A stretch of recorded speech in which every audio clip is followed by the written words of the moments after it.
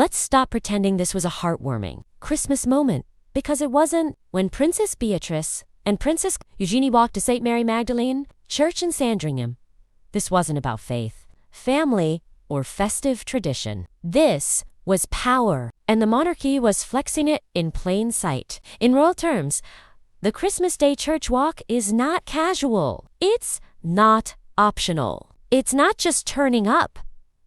It is one of the clearest visual hierarchies the monarchy still has. Who is visible? Who is tolerated? And who is erased? Beatrice and Eugenie didn't just attend. They were allowed to be seen, and that distinction matters. They arrived united, composed, and dressed for approval. And make no mistake, approval is exactly what this was about. Because for years now, the York family name has been radioactive. And today, the monarchy is still trying to clean it up without ever fully acknowledging the mess. Let's talk about the elephant that wasn't walking to church. Prince Andrew. Andrew's absence isn't about privacy or keeping things low-key. It's punishment. A silent one. Yes, but a punishment. All the same. He is tolerated behind palace walls, but exiled from public ritual. The monarchy hasn't forgiven him. It has contained him. And then there's Sarah Ferguson. Sarah's absence is where this gets ugly, because Sarah has spent years being useful playing the repentant outsider, the softened character, the one the public is encouraged to feel sorry for. And yet, when it comes to the monarchy's most sacred optics, she's still disposable. Sandringham is not where you test redemption arcs. Sandringham is where the monarchy shows you exactly who still passes inspection. And Sarah Ferguson doesn't. Now, here's the uncomfortable truth. No one wants to say out loud. Beatrice and Eugenie are being used not maliciously, but efficiently. They are the monarchy's workaround. The acceptable Yorks.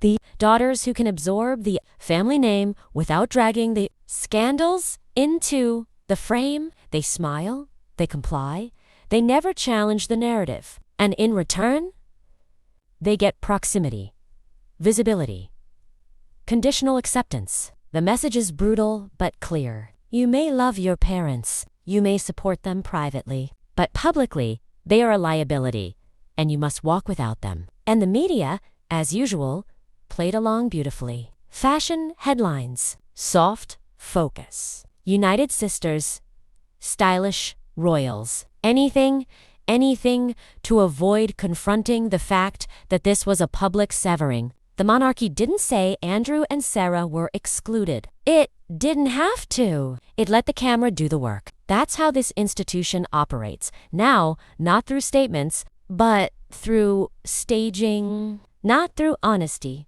but through choreography. Beatrice and Eugenie are not villains here. But let's not romanticize them either. They know the deal. They've grown up inside a system that teaches you one lesson early. Visibility is obedience. You don't survive the monarchy by being loud.